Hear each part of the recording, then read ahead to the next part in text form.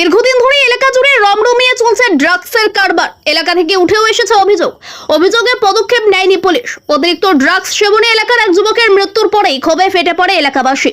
মৃতদেহ সহ চাঁচল সদরের স্টেট বাস ডিপোর বিপরীতে দক্ষিণপাড়া মোড়ে 31 নম্বর জাতীয় সড়ক অবরোধ করে বিক্ষোভ দেখান বাসিন্দারা।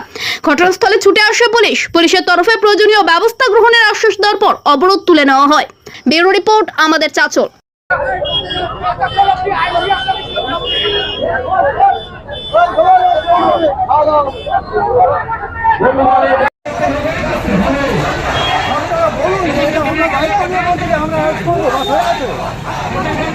কথা বলবো প্রশাসনের কাছে লিখিত আবেদন আপনাদের কাছে চাঁচলকে মুক্ত করুন।